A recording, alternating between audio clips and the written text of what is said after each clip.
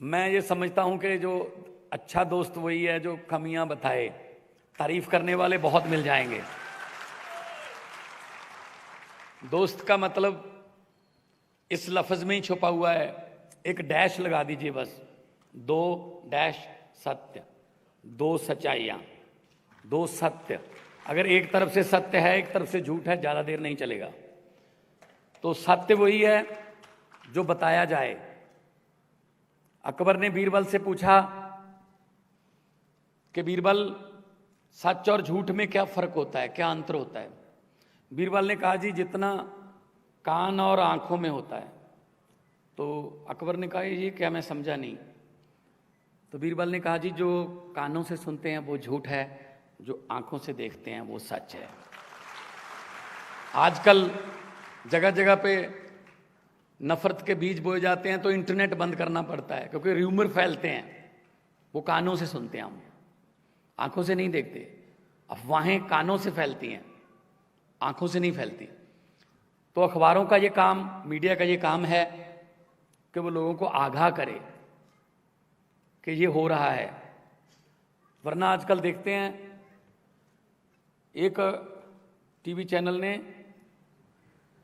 15 minute का एक show है, 24 घंटे का चैनल है, 15 मिनट का शो शुरू कर रखा है पॉजिटिव खबरें। इसका मतलब 23 घंटे 45 मिनट वो नेगेटिव खबरें देते हैं। खबरों में पॉजिटिविटी नेगेटिविटी नहीं होनी चाहिए। खबर तो खबर है। तो 5-6 राज्यों में लोकमत फैला हुआ है। और यहां रही पंजाब की बात, बहुत बड़ा मैंडेट, बहुत बड़ा फतवा पंजाबियों ने आम आदमी पार्टी को दिया। इतिहास में इससे पहले ऐसा हुआ नहीं। जब इतना बड़ा मैंडेट आता है, फतवा आता है, तो हौसला तो बढ़ता ही है, लेकिन जिम्मेदारी भी डबल ट्रिपल हो जाती है। क्योंकि मैं इस बात के लिए खुशकिस्मत हूं कि हमारे नेशनल कन्वीनर के पास इससे भी बड़े फतवे को संभालने का तजर्बा है। 70 में से 67 आउट ऑफ 70 इससे भी बड़ा फतवा उन्होंने संभाला और लगातार आगे बढ़ते जा रहे हैं। तो पंजाब की सबसे बड़ी चुनौती और देश की सबसे बड़ी चुनौती लगभग सेम है। करप्शन हमारी देश की बहुत बड़ी समस्या है। हमने आते ही एक एंटी करप्शन हेल्पलाइन जारी कर दी कि अगर सरकारी ऑफिस में या कहीं पे भी सरकारी अधिकारी आपसे पैसे मांगे कि ये फॉर्म तभी भरा जाएगा, पहले इतने पैसे दो, तो मना मत करना। अपनी जेब में से, इधर की जेब में से पैसे निकाल के दे देना, इधर वाली जेब से मोबाइल निकाल के एक वीडियो बना लेना और हमें भेज देना। आप यकीन मानो अब सरकारी अधिकारियों ने अपने दफ्तरों के सामने लिखा हुआ है कि यहां पर रिश्वत देना पाप है। हमने पाप को पहचाना और पाप को पुण्य में बदल दिया। लोग कहते हैं, जी ये तो बहुत बड़ा काम हो गया हमारा। तो मैं ये नहीं कहता 100% बंद हो गया, ताना बाना अभी 70 साल का उलझा हुआ है, कर लेंगे। हमने पंजाब के पैसे को लूटने वालों को पहचानना शुरू किया। हमारे यहां एक एक्ट बनाया था। एक्ट बनाने वालों ने अपने ही पक्ष में, एक बार आप एमएलए बन गए, अगली बार नहीं बने तो आपको 75,000 रुपया पेंशन मिलेगी। आप 2 बार बन गए, तीसरी बार नहीं बने तो 50,000 और ऐड हो जाएगी। आप 4 बार बन गए, 5वीं बार नहीं बने तो 50,000 आपकी पेंशन बढ़ती जाएगी। 7-7, 8-8 बार जीते हुए हैं।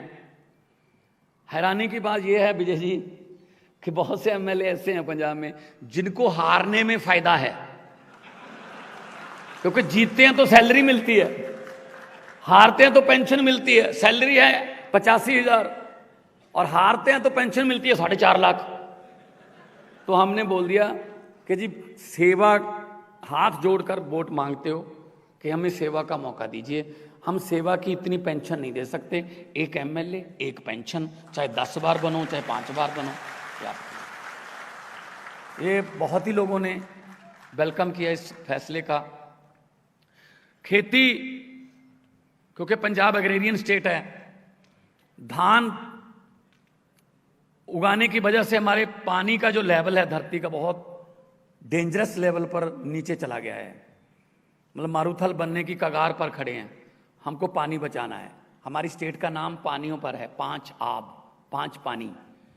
लेकिन हमारा धरती का पानी खत्म हो रहा है, नदियों का पानी पोल्यूटेड हो गया। गुरु नानक साहब ने अपनी बानी में लिखा था, पवन गुरु पानी पिता माता धरत महत। पवन हवा, हवा को गुरु का दर्जा, पानी को पिता का दर्जा, धरती को माता का दर्जा। लेकिन बदकिस्मती से हम इन तीनों दर्जों को कायम नहीं रख पाए। हम मिलकर सारे 3 को पंजाबी जो हैं, पूरी दुनिया में जितने पंजाबी बसते हैं, हम मिलकर इन तीनों दर्जों को कायम करेंगे और पंजाब को दोबारा पंजाब बनाएंगे।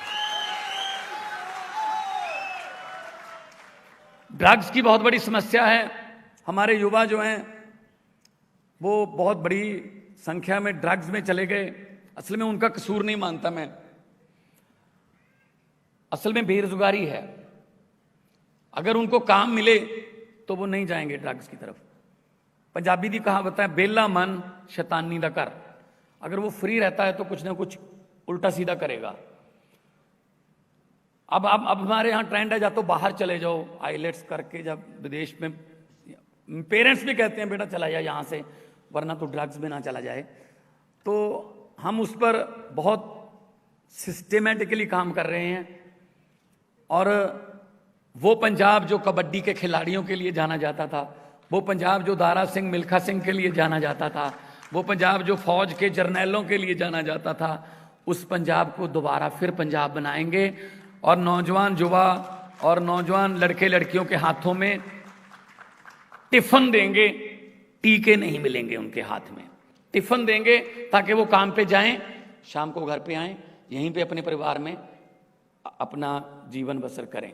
आपके दोस्त भी होंगे बहुत से, पंजाब में रिश्तेदारियां भी होंगी, या पूछ लो कोई ऐसा आदमी आपने देखा है जो नौकरी भी करता हो और ड्रग्स भी लेता हो? नहीं, हो ही नहीं सकता, उसके पास टाइम ही नहीं होता। वो कहता जी मैं तो शाम को आता हूँ, थकावट में आके बच्चों के साथ खेल के नहा के सोता है, अगले दिन फिर जाना होता है। अगर हम बेरोजगारी दूर कर पाए तो कई बीमारियां जो हैं उनकी जड़ बेरोजगारी है। इंडस्ट्री को वापस लाना है। इंडस्ट्री जो थी हमारे पंजाब की वो इधर उधर राज्यों में चली गई, क्योंकि सरकारों की कोई इंडस्ट्रियल पॉलिसी नहीं थी। कोई आता था, मैंने ये प्लांट लगाना है जी, मैं 10,000 लड़के लड़कियों को काम दे दूंगा, रोजगार दे दूंगा। वो कहते उनको छोड़ो, हमें क्या दोगे ये बताओ। तो ये वाला काम बंद कर देंगे हम। और इंडस्ट्रियलिस्ट क्या, देखो व्यापारी क्या चाहता है, माहौल चाहता है। मुझे माहौल दे दो, मुझे तंग मत करना, मैं अपना काम करता रहूंगा और नौकरियां रोजगार देता रहूंगा। तो इससे पहले एजेंडे में है ही नहीं था ये रोजगार जो था। हमने अभी 50वां दिन हुआ है, पिछली 5 तारीख को 50 दिन हुए सरकार बने हुए, 26,454 नौकरियों का नोटिफिकेशन निकाला है। सरकारी नौकरियां हैं सभी, और डिग्री के मुताबिक नौकरी मिलेगी, कोई रिश्वतखोरी या किसी की सिफारिश नहीं चलेगी। तो ऐसा चाहते हैं पंजाब, जो पहले नंबर 1 स्टेट होती थी पंजाब, आज पता नहीं लास्ट वाले लास्ट 5 में हमारा जो है नंबर आता है। क्यों आता है? क्योंकि हमें जो पॉलिटिकल विल पावर रखने वाली लीडरशिप नहीं मिली। डिब्बों का कोई कसूर नहीं होता, वो तो उधर ही जाते हैं जिधर इंजन लेके जाता है। अब इंजन ही हमने 90 साल पुराने लगा रखे थे, अब क्या करें। दिल्ली वालों ने पहले इंजन बदला, latest model engine Arvind Kejriwal लगाए गए, दिल्ली की गाड़ी पटड़ी पे आ गई।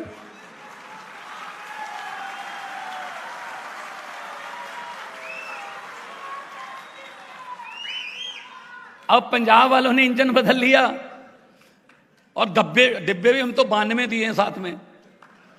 तो पंजाब की गाड़ी भी तरक्की की पटरी पर जल्दी आपको नजर आने लगेगी।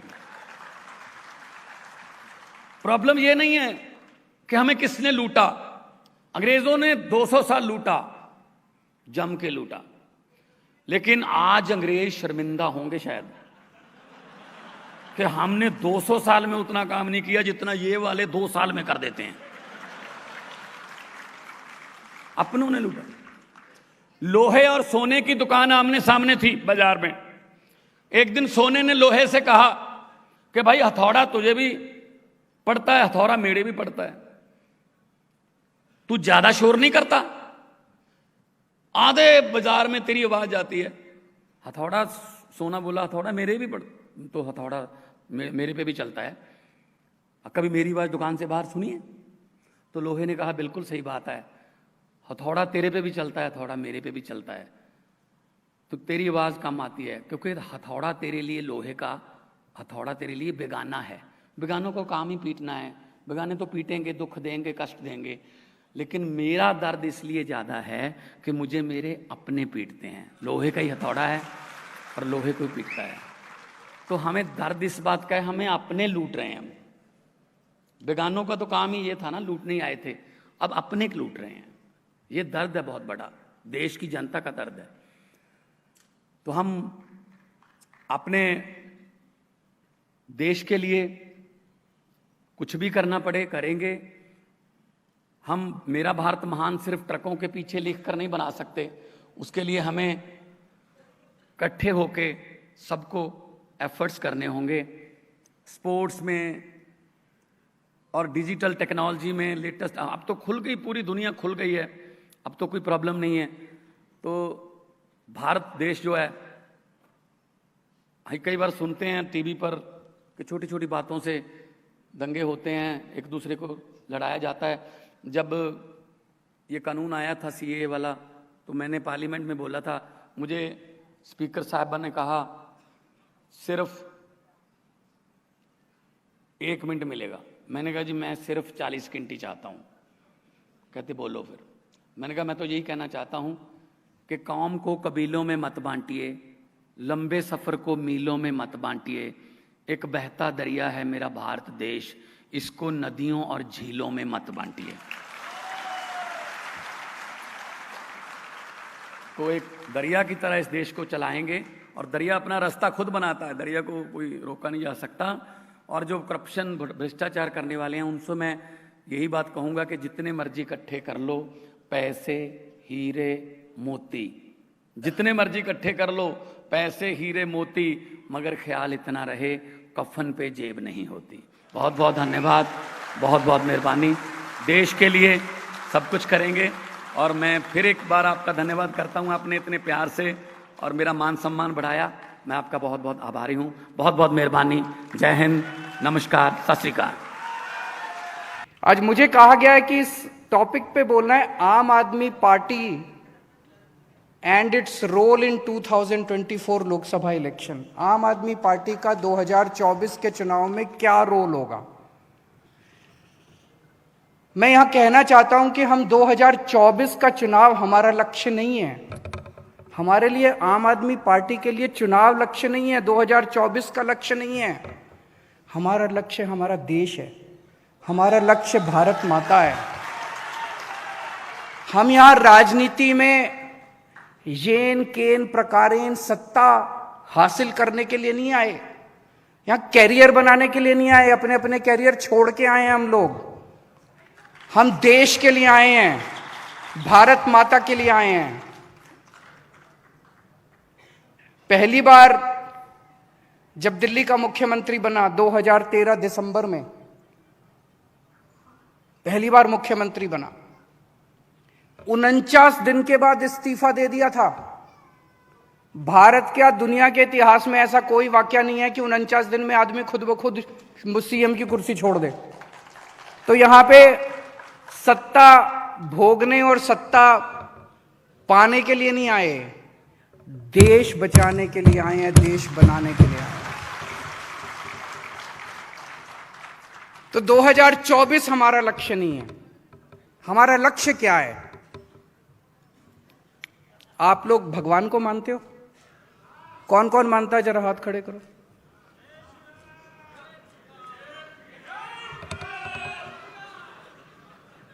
मैं भी मंदिर जाता हूं, भगवान को मानता हूं, खूब मानता हूं।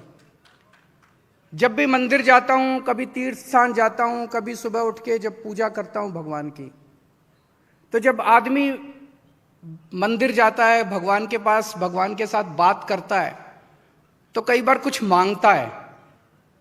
मैं भी मांगता हूं, दो चीजें मांगता हूं। एक तो ये कि हे प्रभु, मेरा भारत जल्द से जल्द दुनिया का नंबर 1 देश बने।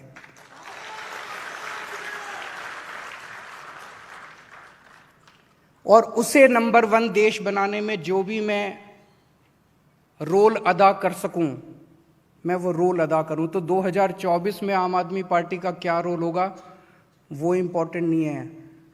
भारत को दुनिया का नंबर 1 देश बनाने में आम आदमी पार्टी का क्या रोल होगा, केजरीवाल का क्या रोल होगा, ये इंपॉर्टेंट है।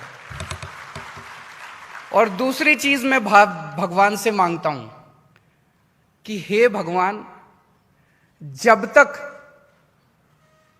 मैं अपने देश को दुनिया का नंबर 1 देश ना देख लूं, मुझे इस पृथ्वी से मत उठाना, तब तक मुझे मौत मत देना। मैं भारत को नंबर 1 देश देखने के बाद ही मरना चाहता हूं, उसके पहले मैं मरना नहीं चाहता। मुझे राजनीति करनी नहीं आती। अब तो हमें 2012 में आम आदमी पार्टी बनी थी, अब तो 10 साल हो गए राजनीति करनी नहीं आती हम लोगों को। ओनली काम करना आता है, केवल काम करना आता है हमको। ये जो आजकल राजनीति चल रही है, राजनीति मतलब भ्रष्टाचार, चोरी, डकैती। जब दिल्ली में नई नई सरकार बनी, हम देखते थे इतनी चोरी होती थी, इतनी चोरी होती थी, इतनी चोरी। अब पंजाब में सरकार बनी है, भगवंत जी से चर्चा होती है, इतनी चोरी की हुई है पिछली सरकारों ने। हमें चोरी करनी नहीं आती, हमें भ्रष्टाचार करना नहीं आता, हमें राजनीति करनी नहीं आती, हमें गुंडागर्दी करनी नहीं आती, हमें दंगे कराने नहीं आते, हमें नफरत फैलानी नहीं आती, हमें राजनीति करनी नहीं आती, हमें काम करना आता है। हमें स्कूल अस्पताल बनाने आते हैं। मैं आज इस मंच के जरिए आप सबको आमंत्रित करता हूं। दरदा साहब, आप भी दिल्ली आते हैं, एक बार इस बार चलिएगा, मैं दिखा के लाऊंगा आपको। स्कूल अस्पताल दिल्ली के हमने बनाए हैं, इतने शानदार।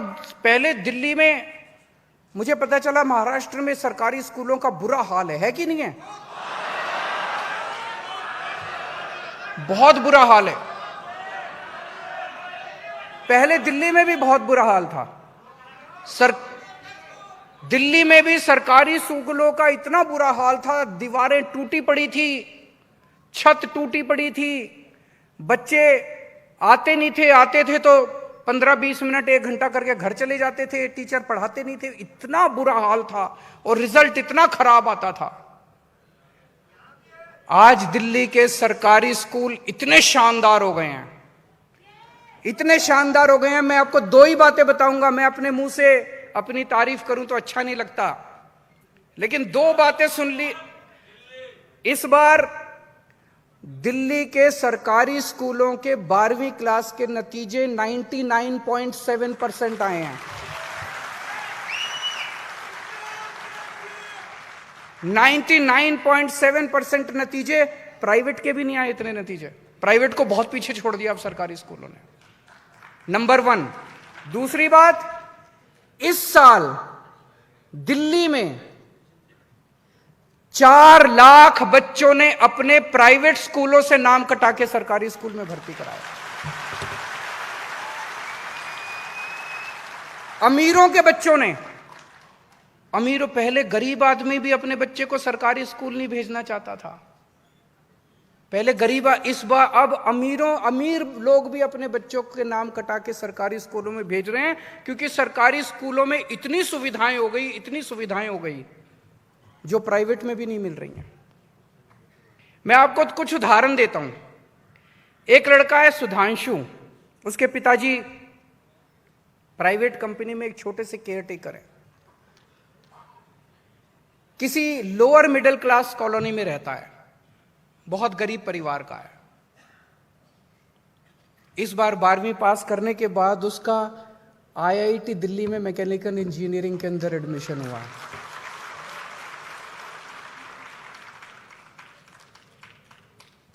एक और बच्चा है फैजू, उसके पिताजी मजदूर हैं, झुग्गियों में रहता है।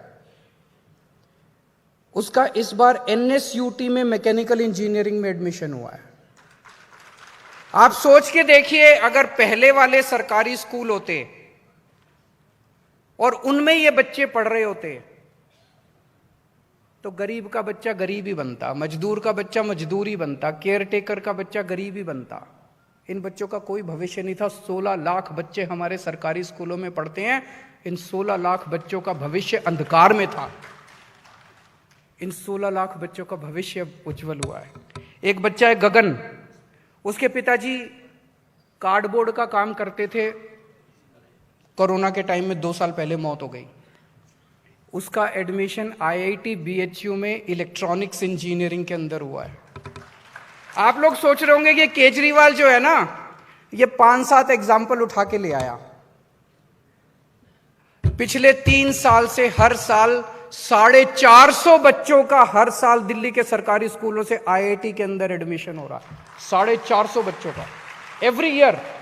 पिछले 3 साल से विजय जी, पिछले 3 साल से 450 बच्चों का हमारे सरकारी स्कूलों के आईआईटी के अंदर एडमिशन हुआ। और मेडिकल के अंदर अलग, नीट के अलग पेपर दे रहे हैं बच्चे हमारे, नीट के अंदर अलग एडमिशन हो रहा है। मुझे ये करना आता है, मुझे राजनीति करनी नहीं आती। इससे संतुष्टि मिलती है हमको, इससे लगता है कि यही करने के लिए आए थे हम लोग। दिल्ली के सरकारी स्कूलों के अंदर आजकल हमने पहले सरकारी स्कूलों को ठीक किया। बिल्डिंग सारी तोड़, जितनी बिल्डिंग थी सारी तोड़ के नई बिल्डिंग बनाई। प्राइवेट स्कूलों के जैसे शानदार बिल्डिंग, स्विमिंग पूल, लिफ्टें, सरकारी स्कूलों के अंदर शानदार हमने बिल्डिंगें बनाई। और उसके बाद टीचर्स जितने थे हमारे, उनको हमने, जितने हमारे स्कूलों के, सरकारी स्कूलों के प्रिंसिपल थे, उनको हमने London, Switzerland, Europe, Canada, Singapore यहां ट्रेनिंग करने के लिए भेजा। जितने हमारे सरकारी स्कूलों के टीचर्स थे, उनको हमने IIM Ahmedabad, IIM Lucknow training करने के लिए भेजा। अब नतीजे आने लगे हैं। अब हमने शिक्षा को नेक्स्ट लेवल पे हम लोग ले गए हैं। हमने स्कूलों के अंदर एक हैप्पीनेस क्लास शुरू की है। हमें ये लगता है कि शिक्षा के जरिए हमें अच्छा इंसान बनाना जरूरी है। आज इतनी टेंशन है, और आप जिस बैकग्राउंड से ये बच्चे आते हैं, इतने गरीब परिवारों से आते हैं, जब घर जाते हैं इतनी टेंशन है, माँ बाप लड़ रहे हैं, कईयों के घर में बाप दारू पी के आता है, पड़ोसी लड़ रहे हैं। जिस माहौल में ये बच्चे रहते हैं इतनी टेंशन होती है। तो हमने ये तय किया, हर रोज जब बच्चा स्कूल आएगा, पहले 45 मिनट हम उसको मेडिटेशन कराते हैं, हम उसको अच्छी स्टोरीज सुनाते हैं, तरह तरह की एक्टिविटीज देते हैं, और कहते हैं ना कि अच्छे काम की खुशबू पूरी दुनिया में फैल जाती है। ये हैप्पीनेस क्लासेस की चर्चा अमेरिका में भी चली गई। और अभी 3 साल पहले अमेरिका के राष्ट्रपति दिल्ली आए, डोनाल्ड ट्रंप साहब। जब वो दिल्ली आए, उनकी पत्नी भी उनके साथ आई, मेलेनिया ट्रंप। और उनकी पत्नी ने आके कहा कि मुझे दिल्ली के स्कूल की हैप्पीनेस क्लास अटेंड करनी है। तो बड़ी बात है, हम तो खुश हो गए। उसने कहा कि मुझे दिल्ली के स्कूल की हैप्पीनेस क्लास अटेंड करनी है। मैंने सुना है कि दिल्ली के स्कूलों में हैप्पीनेस क्लास होती है जो बहुत ही अच्छी है, उससे लोगों को बहुत खुशी मिलती है, बच्चों को बहुत खुशी मिलती है। केंद्र की बीजेपी सरकार ने बहुत समझाया उसको कि इधर मत जाओ, तुम हमारे दूसरे राज्य के किसी स्कूल में चली जाओ, वहां दिखा देते हैं। किसी प्राइवेट स्कूल में चली जाओ, वो स्कूल, हमारे देश में बहुत अच्छे अच्छे स्कूल हैं, यहां क्या करोगी जाके? उसने कहा नहीं, मैं तो केजरीवाल के स्कूल में जाऊंगी। भाई साहब 1.5 घंटा बैठ के मेलेनिया ट्रंप ने हैप्पीनेस क्लास अटेंड की। सबसे पीछे वाले बेंच पे बैठ गई और बैठ के उसने एक एक एक्टिविटी जो उस क्लास के अंदर होती है वो सारी एक्टिविटीज अटेंड की उसने। बहुत बड़ी बात है। अब ये हैप्पीनेस क्लास जो है, अब ये दिल्ली के सारे प्राइवेट स्कूल भी हमसे, सोचो दिल्ली के प्राइवेट स्कूल दिल्ली के सरकारी स्कूलों से ट्यूशन लेके जा रहे हैं कि हम कैसे अपने बच्चों को पढ़ाएं। एक और काम हमने शुरू किया जो मैं मानता हूं कि बहुत जरूरी है देश के लिए। ये जो पूरी शिक्षा पद्धति है ना, ये अंग्रेजों ने बनाई थी। 1830s के अंदर मैकॉले ने हमारे देश के लोगों को क्लर्क बनाने के लिए, अंग्रेजों का गुलाम बनाने के लिए शिक्षा पद्धति बनाई थी मैकॉले ने। और देश आजाद हो गया, लेकिन वही पद्धति अभी तक चली आ रही है। हमारे बच्चे बीए करते हैं, बीकॉम करते हैं, ये करते हैं, वो करते हैं, डिग्री पे डिग्री, डिग्री पे डिग्री, डिग्री, बाहर निकल के नौकरी नहीं मिलती। कुछ तो प्रॉब्लम है। इतने पढ़े लिखे लोग बेरोजगार घूम रहे हैं, क्यों घूम रहे हैं? इसका हम लोगों ने समाधान निकाला। ये बड़ा इंटरेस्टिंग, हमने एंटरप्रेन्योरशिप क्लासेस शुरू की। बच्चों को 9वीं 10वीं 11वीं 12वीं में हमने बिजनेस करना सिखाया। कैसे सिखाया? विजय जी, हम दिल्ली में 11वीं और 12वीं के हर बच्चे को दिल्ली सरकार की तरफ से 2-2 हजार रुपए देते हैं हर बच्चे को, और हम उसको कहते हैं बिजनेस करो, इस 2,000 रुपए से कुछ बिजनेस करो। तो वो बच्चा अकेला भी कर सकता है, टीम भी बना सकता है। तो मान लीजिए 5 बच्चों ने टीम बनाई, तो 5 बच्चों के 10,000 रुपए हो गए। अब ये 5 बच्चे इस 10,000 रुपए से कोई आइडिया सोचते हैं, बिजनेस आइडिया, और फिर उस आइडिया को इंप्लीमेंट करते हैं, और इंप्लीमेंट करके उस पैसे से पैसा कमाते हैं। ऐसे 52,000 टीम बन चुकी है बच्चों की, 52,000 टीम। किसी टीम में 4 बच्चे, किसी टीम में 5 बच्चे, किसी टीम में 2 बच्चे, किसी टीम में 6 बच्चे। और इनमें से जिन लोगों के आइडियाज अच्छे थे, फिर हम लोगों ने देश के बड़े बड़े उद्योगपतियों को बुलाया, अमीर लोगों को। उनके सामने हमारे बच्चों ने करीब 150 के करीब आइडिया फाइनल हुए, उन्होंने प्रेजेंटेशन किया, और उन अमीर लोगों को जो जो आइडिया पसंद आया, उन अमीरों ने कहा मैं इसमें पैसा इन्वेस्ट करूंगा, मैं इसमें पैसा। 10वीं के बच्चे, 11वीं के बच्चे, 12वीं के बच्चे। मैं आपको कुछ एग्जाम्पल देता हूं।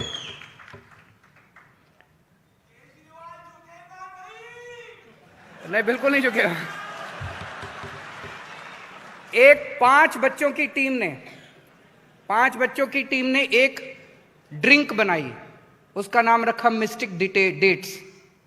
वो कॉफी की तरह है, लेकिन उसमें कैफीन नहीं है, न्यूट्रिशियस ड्रिंक है, आयरन है उसमें, काफी कैल्शियम है उसमें। मिस्टिक डेट्स करके एक ड्रिंक बनाई। तो 5 बच्चे एक साथ आए, 5 बच्चों ने मिलके 10,000 रुपए इकट्ठे हुए। 6 महीने के अंदर इन बच्चों ने 2.5 लाख रुपए कमा लिए। 10,000 रुपए का 2.5 लाख रुपए बच्चों ने कमा लिए। इन बच्चों ने 6 महीने में 2.5 लाख। फिर जब इन्होंने बड़े बड़े उद्योगपतियों से अपनी बात रखी, तो 17,35,000 रुपए का इन्वेस्टमेंट इनको मिल गया इन बड़े बड़े उद्योगपतियों से। कुछ बच्चे, 8 बच्चे इकट्ठे हुए, 16,000 रुपए इनके थे। इन्होंने कंपोस्ट बनाया, नई किस्म का कंपोस्ट, खाद, और 10 महीने के अंदर इन्होंने 65,000 रुपए कमा लिए बेच के। ये बच्चे बेचते हैं माल, इंटरनेट पे जाते हैं, अपनी वेबसाइट वगैरह बना लेते हैं, माल बेचते हैं, व्हाट्सएप ग्रुप में डालते हैं, खुद ही करते रहते हैं। और इस उद्योगपतियों 16 लाख रुपए इन लोगों को उद्योगपतियों से इन्वेस्टमेंट मिला है। कुछ बच्चे थे, 6 बच्चे, उन्होंने गेमिंग प्लेटफॉर्म बनाया। 6 बच्चे मतलब 12,000 रुपए। इस 12,000 रुपए से ये 6 महीने में 1.5 लाख रुपए का माल बेच चुके हैं अपना, और इनको 18 लाख रुपए का इन्वेस्टमेंट मिला है। अब आप थोड़ा सा सोच के देखिए, ये बच्चे जब कल डिग्री करके निकलेंगे तो ये नौकरी नहीं ढूंढ रहे होंगे, इनके पास ऑलरेडी बिजनेस आइडिया है, बिजनेस करना शुरू कर दिया इन लोगों ने। बहुत बड़ी बात है, बदलाव जरूरी है। हम पकौड़े बनाने नहीं।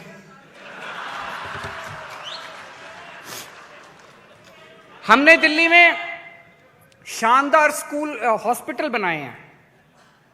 हॉस्पिटल, सरकारी अस्पतालों का पहले बहुत बुरा हाल था दिल्ली में, बहुत बुरा हाल था सरकारी अस्पताल। जैसे यहां भी सरकारी अस्पतालों का बुरा हाल होगा, दवाइयां मिलती नहीं है, टेस्ट होते नहीं है, डॉक्टर लिख देता है, कहता है बाहर टेस्ट करा के ले आओ, मशीनें काम नहीं करती, सीटी स्कैन की मशीन काम नहीं करती, जंग लगा रहता है, दीवारों पे पान की थूक पड़ा रहता है। यही है ना? पहले दिल्ली में भी ऐसा था, पहले दिल्ली में भी ऐसा था। हमने दिल्ली के सरकारी अस्पतालों को अब इतना शानदार बना दिया। दिल्ली में हमने 3 लेवल की सिस्टम बनाया। प्राइमरी लेवल मोहल्ला क्लिनिक, हमने हर मोहल्ले में एक क्लिनिक खोल दिया, छोटा सा क्लिनिक, उसमें एक डॉक्टर बैठता है। आपको जुखाम, बुखार, खांसी, ये सब छोटी छोटी बीमारियां, आप मोहल्ला क्लिनिक में जाइए, आपके सारे टेस्ट फ्री, सारी दवाइयां फ्री, डॉक्टर फ्री, आप वहां पे दिखा के ले आइए। नेक्स्ट लेवल है पॉलीक्लिनिक। पॉलीक्लिनिक में 8 किस्म के स्पेशलिस्ट बैठते हैं, गायनी का डॉक्टर, बच्चों का पीडियाट्रिक्स, मेडिकल का डॉक्टर, ऑर्थो का डॉक्टर, इस तरह के 8 किस्म के डॉक्टर। वहां पे सुबह से शाम तक का अगर किसी को एडमिट करके अगर करना है तो 1 दिन का वहां पे एडमिशन हो सकता है। और वहां भी उससे भी सीरियस बीमारी है तो सुपर स्पेशलिटी और मल्टी स्पेशलिटी हॉस्पिटल। हमने जो दिल्ली सरकार के जितने मल्टी स्पेशलिटी बड़े बड़े हॉस्पिटल थे, सबका बेड़ा गर्क था, मशीनें काम नहीं कर रही थी। मैंने आने के बाद तुरंत एक काम तो शुरू किया, मैंने कहा हर मेडिकल सुपरिंटेंडेंट हर सोमवार को मेरे को ये लिख के भेजेगा सीटी स्कैन मशीन काम कर रही है कि नहीं कर रही, एक्सरे मशीन काम कर रही है कि नहीं कर रही, कौन कौन सी दवाइयां अस्पताल में हैं, कौन कौन सी अस्पताल में नहीं है। रोज सवेरे 11 बजे हर सोमवार को 11 बजे जब मेरे पास रिपोर्ट आने लगी, अपने आप सबने काम करना चालू कर दिया। मशीनें भी ठीक हो गई, दवाइयां भी काम करने लगी, खिड़की भी खुलने लगी दवाइयों की, टेस्ट भी होने लगे, सारा काम। आज दिल्ली के अंदर लोग अपोलो और मैक्स में नहीं जाते, दिल्ली के सरकारी अस्पतालों में आते हैं। और एक और बहुत बड़ा काम किया कि दिल्ली में 2 करोड़ लोग रहते हैं। हमने ऐलान किया कि दिल्ली के हर आदमी का, हर औरत का, हर बच्चे का सारा इलाज दिल्ली सरकार की तरफ से मुफ्त किया जाएगा। अगर आप सरकारी अस्पताल में इलाज कराएंगे, आपका सारा इलाज मुफ्त है। आपको चाहे कितनी बड़ी बीमारी हो, कितनी छोटी बीमारी हो, सारा इलाज आपका मुफ्त है। जैसे मैं आपको कुछ उदाहरण देता हूं। मिथिलेश पांडे जी हैं, ये झुग्गियों में रहते हैं, इनको पेनक्रियास की कैंसर हो गया, सर्जरी हुई, मार्केट में कराते तो 6 लाख रुपए लगते, इनका सारा खर्चा फ्री था। जीबी पंत हॉस्पिटल में इनका सारा इलाज हुआ। मुन्नी देवी है, गॉल ब्लैडर का कैंसर था, दक्षिणपुरी की झुग्गियों में रहती है, इनको स्टंट डला, 4 लाख रुपए का खर्चा था, सारा फ्री। हर आदमी का, हर औरत का जो कराना चाहे, जो प्राइवेट में जाना चाहे उनका स्वागत है, प्राइवेट में जाए, लेकिन जो सरकारी अस्पताल में कराना चाहे उनका सारा इलाज मुफ्त है। ये लोग मेरे को खूब गालियां देते हैं, दूसरी पार्टी वाले खूब केजरीवाल फ्री फ्री फ्री कहते हैं ना, फ्री भी। मैं आपसे पूछना चाहता हूं कि क्या देश के बच्चों को अच्छी शिक्षा मिलनी चाहिए कि नहीं मिलनी चाहिए? अगर इस देश के अंदर कोई बच्चा पैदा हुआ और वो गरीब है तो उसका क्या कसूर है? क्या भारत के अंदर अगर कोई भी बच्चा पैदा होगा, क्या भारत सरकार का, राज्य सरकार का फर्ज नहीं है कि उस बच्चे को अच्छी शिक्षा मिलनी चाहिए? तो अगर मैं बच्चों को फ्री शिक्षा देता हूं तो क्या गलत करता हूं? मिलनी चाहिए कि नहीं मिलनी चाहिए फ्री शिक्षा? कहते केजरीवाल फ्री शिक्षा क्यों देता है? क्योंकि केजरीवाल की सेटिंग नहीं है प्राइवेट स्कूलों के साथ। मैं आपसे पूछना चाहता हूं कि अगर कोई हमारे देश में बीमार हो, आज इतना इन लोगों ने ऐसा माहौल कर दिया, इतना महंगा हो गया इलाज कराना प्राइवेट अस्पतालों में, अगर आपको भगवान ना करे कोई सीरियस बीमारी हो जाए तो जमीन भी बिक जाती है, जेवर भी बिक जाते हैं, कर्जा चढ़ जाता है, आदमी आत्महत्या कर लेता है। होता है कि नहीं होता है? कितनी आत्महत्या इस वजह से होती है कि पैसा नहीं था, इलाज कराने के लिए पैसा नहीं था। तो अगर मैं लोगों का इलाज मुफ्त में कर रहा हूं तो बताइए क्या गलत कर रहा हूं? ये कहते हैं केजरीवाल मुफ्त में इलाज क्यों कर रहा है? क्योंकि मेरी सेटिंग नहीं है इन बड़े बड़े अस्पतालों के साथ, इन प्राइवेट अस्पतालों के। मैं सेटिंग नहीं करता इन प्राइवेट अस्पतालों के साथ। दिल्ली में अभी हमने शुरू किया, हमने कहा सब लोग योगा करो सवेरे उठ के। योगा करना चाहिए नहीं करना चाहिए? मैंने कहा सब लोग, पूरी दिल्ली को मैं योगा कराऊंगा। मैंने कहा 25 लोग इकट्ठे हो जाओ, और अगर आप योगा करना चाहते हो, 25 लोग इकट्ठे हो गए, मेरे को मिस्ड कॉल मारो, मैं फ्री में योगा टीचर आपके यहां भेजूंगा। आज पूरी दिल्ली के अंदर योगा शुरू हो गया, योगा क्लासेस शुरू हो गई है पूरी दिल्ली के अंदर। बताइए फ्री में अगर योगा करा रहा हूं तो क्या गलत काम कर रहा हूं जी? होना चाहिए कि नहीं होना चाहिए? मैंने बिजली, पहले दिल्ली के अंदर 8-8 घंटे के पावर कट लगते थे, 8-8 घंटे के पावर कट। अब 24 घंटे बिजली आती है और मुफ्त बिजली आती है। तो बीजेपी वाले कहते हैं मुफ्त क्यों देते हो? तो मैंने अभी एक नई स्कीम चालू की है। मैंने कहा जिसको नहीं चाहिए मत लो, जो मांगेगा उसी को मिलेगी। हमने अभी नई स्कीम चालू की है। अभी हम सबको देते थे पिछले साल तक, इस बार हमने कहा ठीक है, ये जो शोर कर रहे हैं दूसरी पार्टी वाले, जिसको नहीं चाहिए वो अप्लाई कर दो, हम आपको नहीं देंगे। आजकल हम लोगों को तीर्थ यात्रा पे भेजते हैं, अयोध्या भेजते हैं श्री रामचंद्र जी के, रामलला के दर्शन करने के लिए। बताओ क्या गलत करते हैं? फ्री तीर्थ यात्रा कराते हैं। फ्री तीर्थ यात्रा कराने का तो पुण्य होता है, तीर्थ यात्रा कराने का भी पुण्य होता है, तीर्थ यात्रा करने का भी पुण्य होता है। कहते हैं केजरीवाल तीर्थ यात्रा क्यों कराता है? आजकल इन्होंने, मैं देखता हूं कई सारे इन लीडर्स के भाषण में एक ही सांस में बोलते हैं ये फ्री भी बड़ा गलत है, फ्री भी बड़ा गलत है, फ्री भी नहीं होना चाहिए, और फिर कहते हैं हमारी सरकार बनी तो हम 200 यूनिट बिजली फ्री देंगे। एक ही भाषण में इनकी पार्टी वाले एक ही भाषण में बोलते हैं केजरीवाल गंदा, केजरीवाल ये फ्री भी देता है, फलाना देता है, हमारी सरकार बनी तो हम 200 यूनिट फ्री देंगे। नेताओं का फ्री बंद करो। सही बोला। आज तक भगवंत मान ने बहुत सही किया।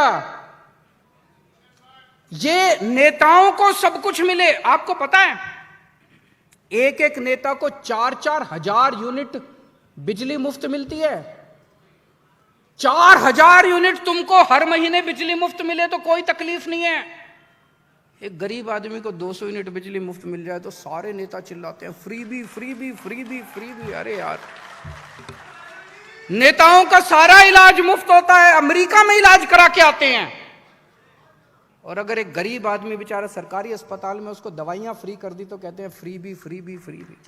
और आजकल इन्होंने बड़े बड़े, मैं देख रहा हूं अर्थशास्त्री आर्टिकल लिख रहे हैं अखबारों के अंदर, बड़े बड़े अर्थशास्त्री, अगर फ्री भी का कल्चर चालू रखा तो देश बर्बाद हो जाएगा। मैंने एक भी अर्थशास्त्री को यह आर्टिकल लिखते नहीं देखा कि अगर भ्रष्टाचार चालू रहा तो देश बर्बाद हो जाएगा। भ्रष्टाचार चलते रहना चाहिए। मैं ये फ्री भी कैसे दे रहा हूं? मेरे पास पैसा कहां से आ रहा है? मेरे पास तो पैसा है नहीं, मैं कहां से फ्री भी दे रहा हूं? करप्शन खत्म कर दिया, भ्रष्टाचार खत्म कर दिया। जो पहले नेताओं की जेब में पैसा जाता था, जो पहले अफसरों की जेब में पैसा जाता था, अब मैं आप लोगों के बीच में बांट देता हूं। किसी की बिजली फ्री कर देता हूं, किसी का दवाई फ्री कर देता हूं, किसी की। कोई ये बड़े बड़े अर्थशास्त्री जितने लिख रहे हैं मेरे खिलाफ, कोई ये नहीं लिख रहा कि भ्रष्टाचार खत्म होना चाहिए। कोई नहीं लिख रहा। कहते भ्रष्टाचार अच्छी चीज है, चलते रहना चाहिए, हमें भी मिलता है उसमें से। फ्री भी बंद होनी चाहिए। किसी ने यह भी नहीं लिखा कि नेताओं की फ्री भी बंद होनी चाहिए, जनता की फ्री भी बंद होनी चाहिए। ये नहीं चलेगा, ये नेताओं ने लिखा है। मेरे से कई लोग पूछते हैं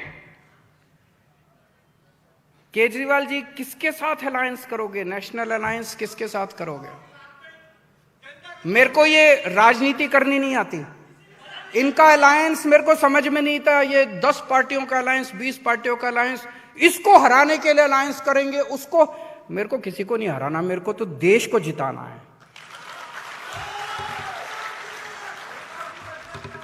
मैं एक ही अलायंस करूंगा, इस देश के 130 करोड़ लोगों का अलायंस तैयार करेंगे हम लोग। 130 करोड़ लोगों का अलायंस बनाएंगे, इस देश के डॉक्टर्स का, इस देश के इंजीनियर्स का, इस देश के चार्टर्ड अकाउंटेंट्स का, इस देश के पत्रकारों का, इस देश के मजदूरों का, इस देश के किसानों का, इस देश के वकीलों का, इस देश के आम आदमी, 130 करोड़ आम आदमियों का अलायंस बनेगा, जो अलायंस इस देश को नंबर 1 देश बनाएगा।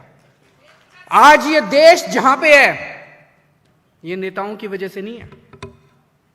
जैसे मैं पढ़ रहा था, कई सारी मैं पढ़ता रहता हूं जो बड़ी इंस्पिरेशनल, एक भानु श्रीवास्तव है, कैनरा बैंक में काम करते हैं, बड़ी मेहनत करनी पड़ती है बैंक वालों को। शाम को रोज घर आने के बाद 2 घंटे झुग्गी में रहने वाले बच्चों को पढ़ाते हैं, फ्री में ट्यूशन देते हैं। ऐसे लोगों की वजह से ये देश जिंदा है। एक और हैं केदार प्रसाद, झारखंड के एक गांव में रहते हैं, उनके गांव में बिजली नहीं है। उन्होंने क्या किया, अपनी इधर उधर से डोनेशन करके, पैसे इकट्ठे करके उन्होंने अपने गांव के लिए एक हाइड्रो पावर प्रोजेक्ट बनाया, जिससे उनके गांव की गलियों में लाइट आ गई, उनके गांव में मंदिर में लाइट आ गई। ऐसे लोगों की वजह से आज हमारा भारत जिंदा है, इन नेताओं की वजह से नहीं है। नेताओं ने तो लूटने में कोई कसर नहीं छोड़ी। इस देश के ऐसे लोगों को, 130 करोड़ लोगों को हाथ से हाथ पकड़ के हमें सबको मिलकर भारत को आगे बढ़ाना है, तभी हमारा भारत आगे बढ़ेगा। आज हमारे देश में एक पार्टी है, बहुत बड़ी पार्टी है,